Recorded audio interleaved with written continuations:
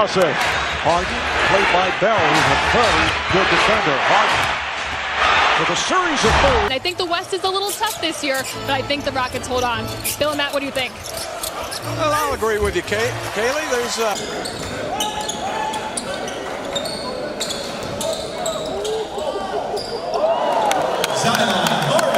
This is how players use angles to get buckets off their drives. But you might be wondering how? What does angles have to do with driving to the basket? Well, in this video, I'll not only explain how to use these angles, but later on in the video, I'll be giving you my best moves to create these angles, when to use them, and more. But why are angles so important in the first place? Driving angles are important because basketball is mostly played with curves and not straight lines, and players can use different angles to help them score, create space, or evade defenders. For example, a player might close their ankle to make contact with the defender, or tighten their ankle. And angles have been a big part of basketball over a number of years, all the way up until now. But some players may struggle to use these angles, resulting in scoring less points, getting blocked, or even losing their confidence in driving to the basket. But I'm about to restore that confidence, starting with my first tip.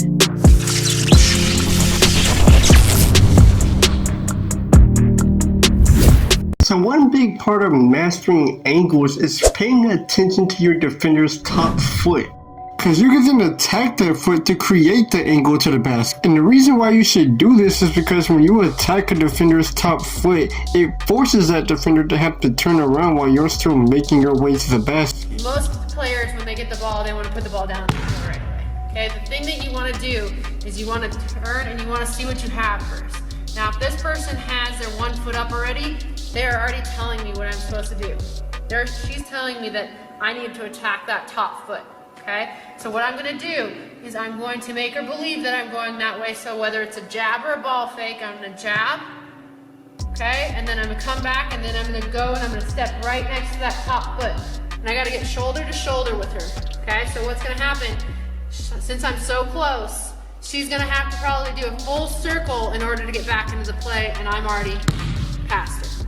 So let's look at James Harden, for example. James Harden is in the triple threat, and as he's doing crossovers, pay attention to Jordan Bell's top foot. James Harden attacks that foot by crossing over in that direction, but look what Harden does next. He floats the ball, which gets Bell to spread his feet, creating another angle for him, and he attacks that foot 2 more times and drives, but Bell gets in front of him, and Harden creates another angle with the spin move, forcing Bell to have to turn around, and he finishes over him. well, PJ used to play for Phoenix. Oh, that's a good point.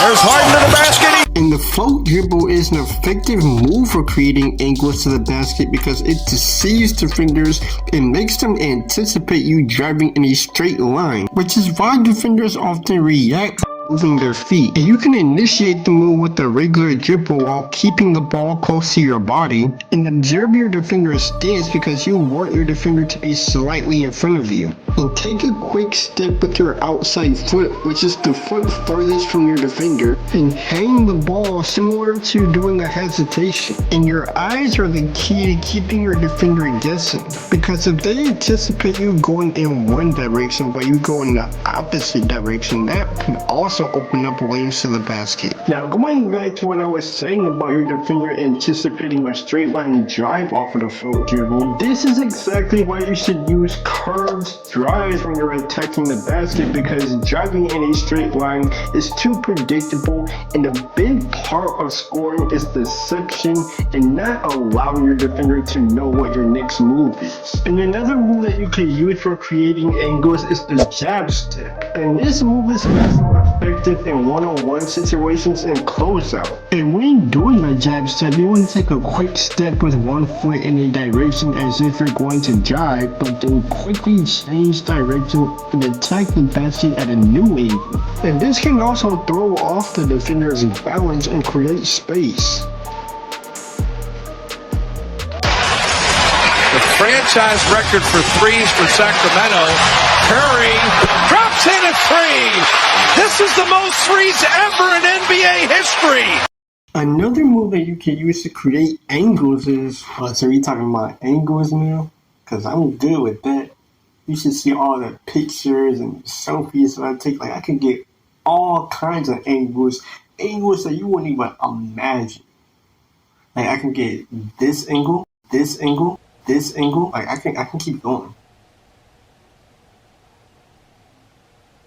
I'm not even gonna try to comprehend what just happened, but I really would like to know.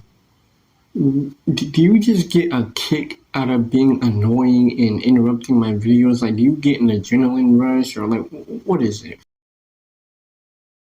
What do you mean, do I get a kick out of interrupting your videos or an adrenaline rush?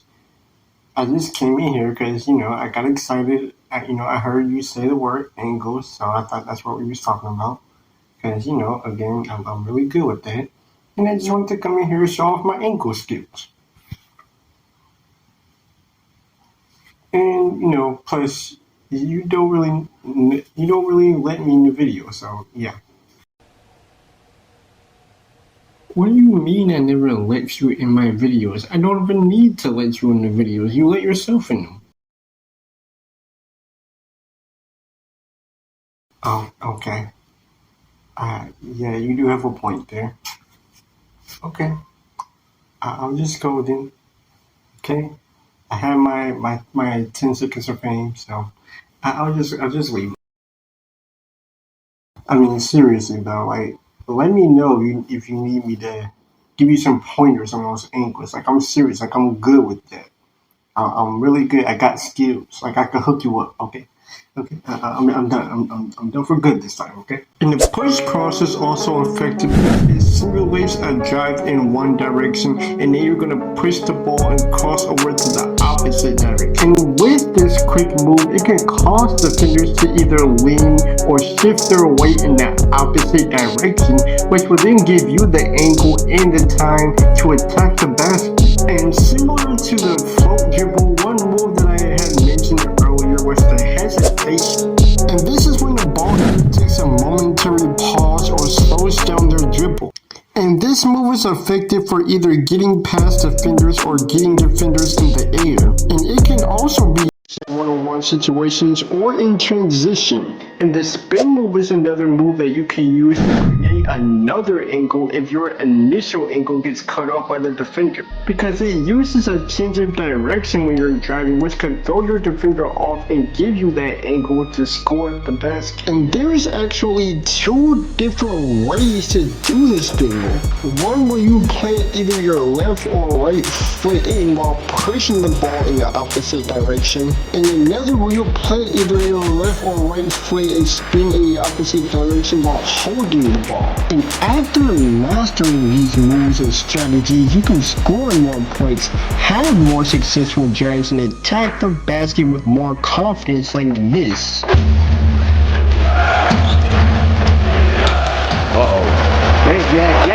It's Maniac. Because Marcus Sexton.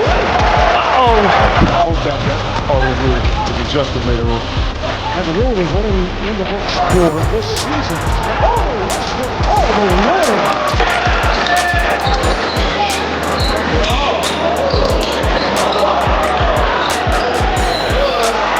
But there are actually more important moves to have in your game that are quite underrated. So click this video right here to learn more moves to get you bucked. Next foul of the game, and Kenny has fouled out.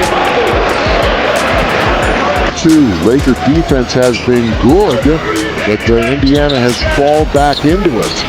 Offense is a little bit better off. Here's Ingram spinning around Mirotic to the reverse. Oh, that was gorgeous and tenacious.